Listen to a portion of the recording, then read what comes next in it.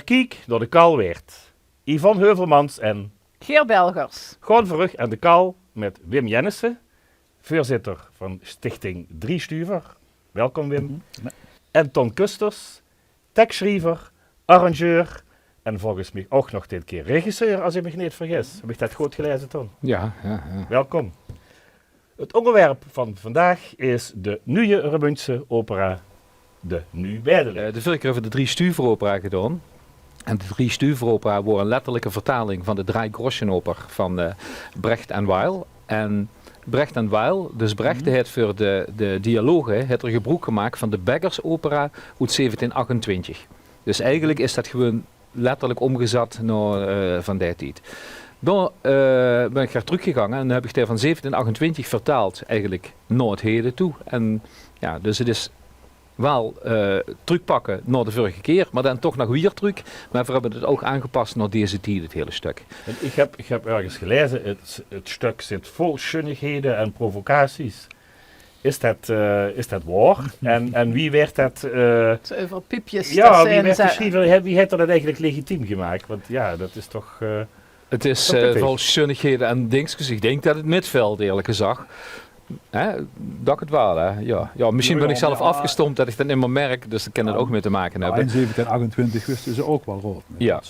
Maar dat heeft er eigenlijk het heeft ermee te maken inderdaad dat ook nu weer het stuk is eigenlijk een stuk waar we kunnen een inleiding zelfs bieden, het stuk nu erbij, waar een R moet zeggen, gewoon gaat zeggen, ik heb me het geschreven allemaal. Dus eigenlijk in de derde persoon, zo van de Beideleer. Eigenlijk de Beideleer die het geschreven heeft. Ja. Daar kunnen we het op neer en daar kunnen we die schuldigheden en die dat provocaties heeft hij gemaakt allemaal inderdaad. En ja, in dit geval is de R-moedzeier van toen, hij had ook de bedelerswinkel, nu is de R-moedzeier, is gewoon een ZZP'er. Ja. Er moet van alles geregeld worden, er moet inderdaad geld, subsidie, weet ik veel wat. En we zijn nog veel breder gegaan als het stuk zelf eigenlijk. Wie bedoelt ze dat, veel breder gegaan als het stuk zelf? Nou, we beperken ons niet tot de productie zelf, maar we hebben een belangrijk thema uit het stuk, armoede. Dat hebben we er eigenlijk uitgetild en dat willen we veel breder. Daar willen we veel breder aandacht aan besteden. En we hebben de maand maart, dus de maand eigenlijk voordat de voorstellingen plaatsvinden, die hebben we uitgeroepen tot Maand van de Armoede. En we hebben een heleboel organisaties die zich op de een of andere manier bezighouden met armoede, die hebben wij opgeroepen om in die maand ook het te organiseren. Okay. En dat heeft al tot een aantal hele leuke reacties geleid. Kun je er nog even vertellen? Ja, het gaat waarschijnlijk om voor de hand liggende organisaties, wie de Voedselbank, de Kledingbank, die houden zich daadwerkelijk bezig met het probleem armoede natuurlijk. Ja. Vincentius, Stichting Emmaus. En die hebben eigenlijk allemaal al aangekondigd dat ze er best gaat in zijn. Alleen ze weten nog niet precies wat ze gaan doen, maar ze hebben nog een aantal maanden de tijd om daarover na te denken natuurlijk. Ja. Maar we zijn ook gaan praten met de mensen van het Filmhuis bijvoorbeeld.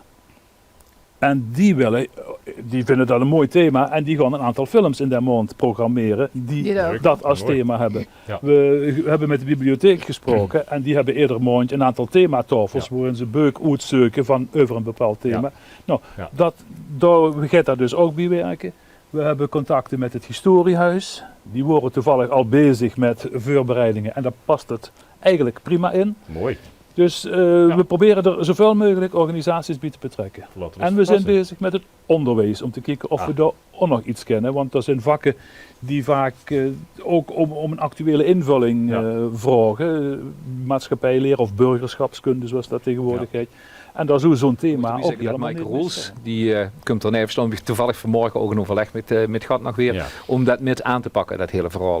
Om toch ook de back-up te hebben nog. Ja, en vergeet niet, wat we door aan hoofdrolspelers hebben staan, dat zijn, ik geloof dat meer dan de helft zelf regisseert. Oké. Dus dat betekent, die weten precies wat er is nou. En die zijn, laat me zeggen, we hebben door een gesprek over gehad. Het zijn allemaal zo'n professionals, noem ik het, die wat dat ook weten wie dat werkt. En dat is ook de bedoeling. Het is niet echt een regisseur die precies gaat zeggen zo en zo. Heel veel mensen krijgen zelf de mogelijkheid om in te vullen. Ja, eigenlijk gaat het om. Ja. Iedereen krijgt heel veel ruimte om gaan in te doen. Alleen doordat het allemaal zo'n goede spelers en zo'n goede regisseurs zijn, moet er wel ene zijn die op een gegeven moment beslissingen de knopen doorhakt. Ja. En die taak heb je dat op zich. Ja, dus de regisseur is misschien een te zwaar woord in het hele geval, maar meer dirigent of zo gaat het misschien noemen. Dat is het misschien wel. De mensen die dat idee van de vorige in de kop hebben en met die eigenlijk nog een kijken, die kregen gans gaat angers.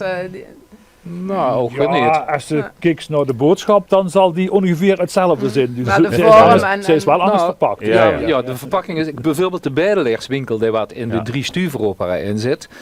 Dat is nu vertaald naar een adviesbureau. Dus dat soort wijzigingen zit erin. Maar de essentie van woorden omging waar de bedelaars en de bedelaarswinkel en nu ook dat adviesbureau, dat blijft precies hetzelfde wat er gebeurt allemaal. Dus daar zit niet zoveel verschil in. Dus de grote lijn van het verhaal, de basislijn, die blijft gewoon een vereniging. Want dat geeft alle twee terug op de Beckersopera. Ja. En daar komen we toch vanaf. Ja. Ja. Dus, En dat de verpakking anders is, dat zie je ook op het affiche van de voorstelling. Dit zijn niet de bedelaars die ze verwachten zijn. Ja. Maar zo zijn ze tegenwoordig wel uit als je goed kijkt. Misschien kan je even nemen wanneer het precies op de planken komt.